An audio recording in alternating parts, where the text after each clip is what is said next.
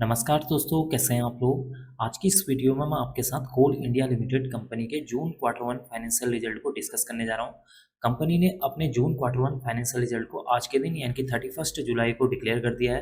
अगर मैं आपको कंपनी के रिजल्ट को शॉर्ट में बताऊं तो इस क्वार्टर में कंपनी का जो रेवेन्यू है उसमें अराउंड 1.71% की गिरावट देखने को मिल रही है और कंपनी की जो मुनाफा है उसमें जो है 20% की गिरावट देखने को मिल रही है।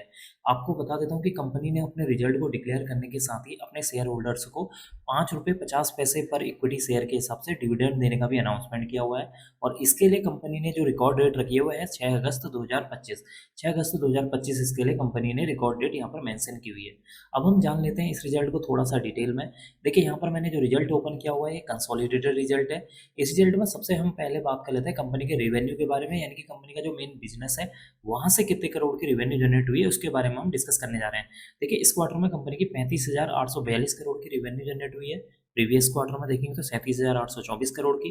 प्रीवियस ईयर में अगर हम देखें तो 37,530 करोड़ की यहाँ पर रेवेन्यू जनरेट होती हुई नजर आई है। इसका मतलब है कि जब हम कंपनी के रेवेन्यू को year on year wise compare करते हैं, कंपनी की जो रेवेन्यू है उसमें अराउंड 1.71% की गिरावट देखने को मिल रही है, जो कि इसके लिए एक निगेटिव पॉइंट है। अब हम बात कर लेते हैं कंपनी के यहाँ पर एक्सपेंसेस यानी कि खर्चों के बारे में कि इस क्वार्टर में कंपनी के खर्चे बढ़े हैं या कम हुए हैं। देखिए इस क्वार्टर में कंपनी के जो खर्चे हुए हैं 25,893 करोड़ है। प्रीवियस क्वार्टर में देखेंगे तो 29,57 करोड़ है। प्रीवियस ईयर में देखेंगे तो 25,326 करोड़ के यहाँ पर खर्चे हुए थे। इसका मतलब कि जब आप कंपनी के खर्चों को year on year wise compare करते हैं तो यहाँ पर खर्चे बढ़ते हुए नजर आए हैं। कंपनी की जो रेवेन्यू है उसमें जंप देखने को मिला हुआ है, जिसकी वजह से कंपनी के जो खर्चे हैं वो यहाँ पर बढ़ते हुए नजर आ रहे हैं। अब हम बात कर लेते हैं कंपनी के प्रॉफिट बिफोर टैक्स के बारे में। देखिए इस क्वार्टर में कंपनी का प्रॉफिट बिफोर टैक्स 11,709 करोड़ है। प्रीवियस क्वार्टर में 12,873 करोड़।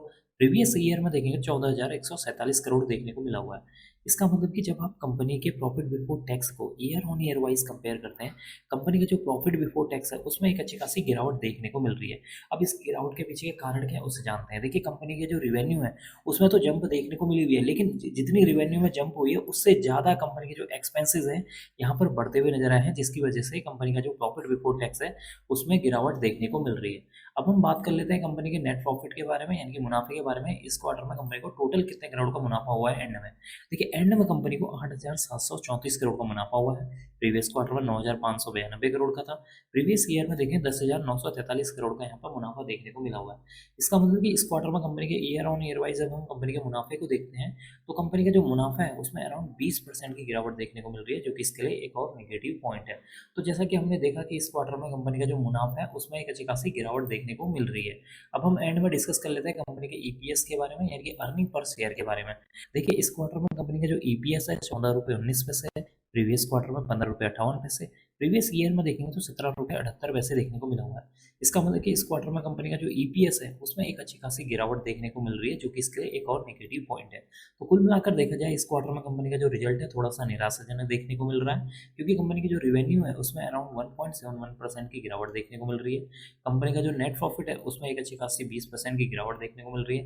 कंपनी का यहाँ पर जो प्रॉफिट बिफोर टैक्स है उसमें भी एक अच्छी खासी गिरावट देखने को मिल रही है। कंपनी का जो ईपीएस है उसमें भी एक अच्छी खासी गिरावट देखने को मिल रही है। तो कुल मिलाकर इस क्वार्टर में कंपनी का जो रिजल्ट है थोड़ा सा निगेटिव साइड में जाता हुआ नजर आया है। अब मैं इस वीडियो को यहीं पर एंड करूंगा। उम्मीद करता हूं कि आपको यह वीडियो पसंद आई होगी।